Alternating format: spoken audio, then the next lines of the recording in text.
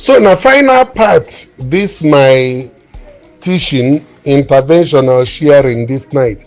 Nke bụ my view, uche onye adịa njọ bụ anyị Igbo ya aga n'ihu mana o megasị so many things anyị eme apart from ibido chọba etu anyị ga-esi nwee development. Industrial revolution eje na East States gọọmenti ama pụọ industrial zone ebe onye ọbụla bute factory lụọ ebe ahụ ya akwụ tax for 10 years. Ebe anyị eje partner with ndị China na ndị Vietnam na anyị na-egote ihe ha bịa lụọ a n'Igbo. Ụmụala other suggestions ọzọ nwegasị number 1. Ndị Igbo hili nne na ilo hinne. Anyị ebido tụba alụ onye ọnabụ onye Igbo nọ ihe dịka Angola, nọ Mozambique, nọ Zimbabwe, nọ America, ịbụrụ nwoke iluo 60 years nata Nigeria biko asị ọngọ nata ana Igbo nọrọ ụlọ nso. Anyị ehika n'ilo ahịa ebu obi eje n'ilo. O nwere ofe ọyị nwoke mma kpọkọ ụmụ ya ịtọ ojeghị obodo oyibo ndị nwoke ma nyanwa na ha na-eje agụ secondary school. Ndị ọya aka na ntịsị ya obi ga-apụgokwo ọya echighakwa ọsị gịnị ọha ya mụ ha ruo today nwoke ahụ enwe na partial stroke. Ụmụ ise niile ọ mụrụ na America and they are not coming back again. Ọ na-enye anyị Igbo nsogbu. Anyị jee kpata ego na mba ka anyị cheta na nwaeze aha atọ na mba, nwaeze aha efu na mba, obi aha apụ apụ, obi ya anọ. So na anyị eti ya na conversation. 2, anyị enwe monitoring n'ịlụ hotels. Alụgo enough na ana Igbo ka anyị bido lụba industries that will keep people preoccupied and employed. Okay? 3, anyị enwe business partnership. Ụdị afọ a na-aza in the 70s and 80s bụ Ofegbu and Sons Limited, Okeke and Sons Limited, Okoye and Sons International Limited. No, ọhaiwu na ọgụ na Sons rụ ya eme. Onwe ndị ọyịụgbọm partners oversee anywhere. Ọhọsọ Dangote na-eme Dangote. Dangote ji ụmụ nwaanyị ịtọ ama ma ụmụ ya ịtọ bụ nwaanyị. Ojeho Mealiko Dangote and Daughters Limited. Upbringing ndị ọzọ ndị be anyị na-adịka selfish. Ihe ị na-adọni na business imepe a very international standard business emecha ọ bụrụ 20% bịalụ ya family mana ịgbakọ 20% ahụ ọ bụrụ ihe karịrị $20 million. Gịnị ka iji nsogbu eme? Mana ndị be anyị na-eme nnọọ eze kwụrụ sọgụ. Anyị aghazi eme igwe bụ ike.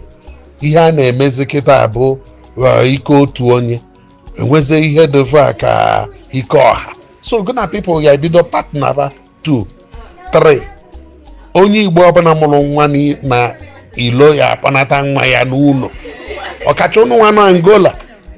Ụnụ ji ụnụ amụsasị o nwere onye eji kịta even ndị ono nwere ụmụ ịtọ na Angola ahụ ịma na onwe nke ihe akpọnata ana Igbo dotu etu iwu ha siri edo.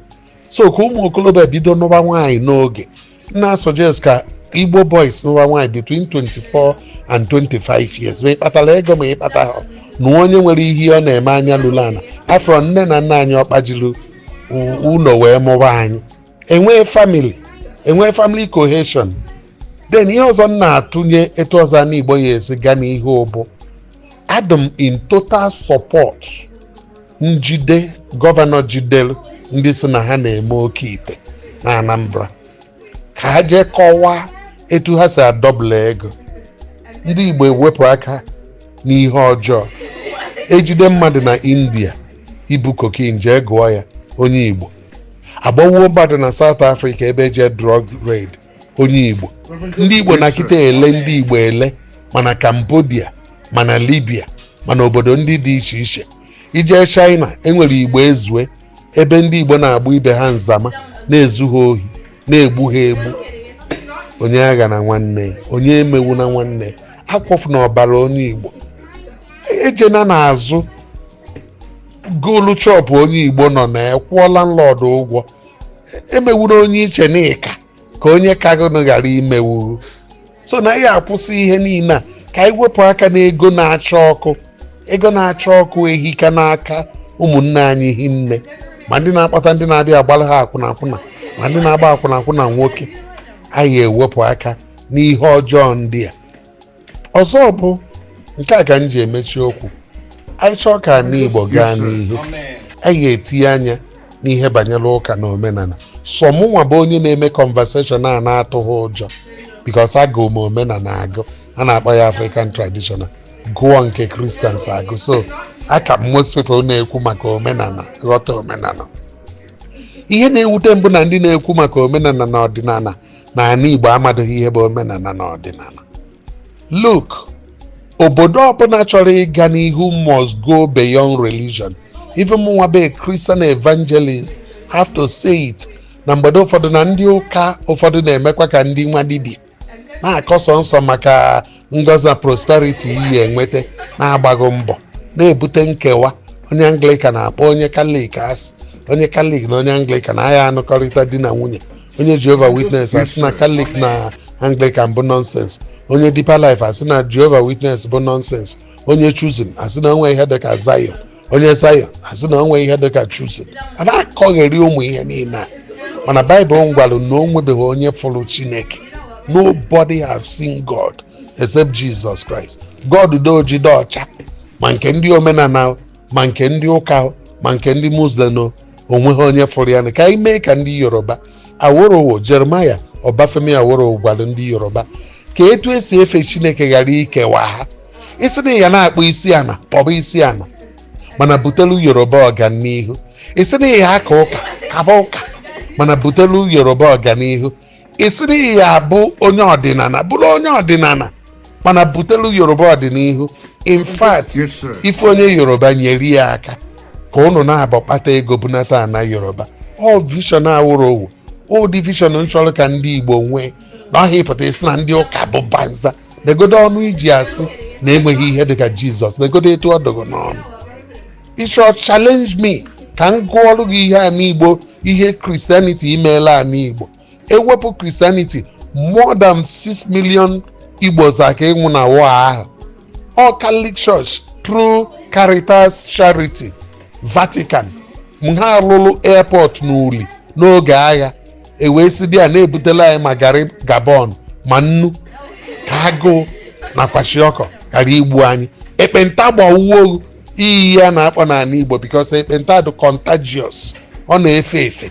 On the Methodist lụlụ Lepers Colony and Hospital n'ụzọ Akọrị, ewee kwụsị ekpenta n'ala Igbo. Otolo gbawuo gị ebe ahụ, kịtịkpa nyụọ gị anya.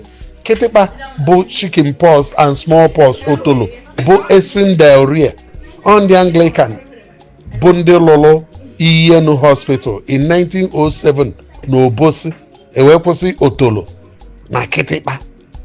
Out of all private universities dị n'ala Igbo, 80% bụ Christians lụrụ. In fact, ncheki steeti mba Anambra wee chọpụta na university ahụ government school dị na Anambra na almost all of them bụ ndị ụka lụrụ ya. Shanahan University Onitsha,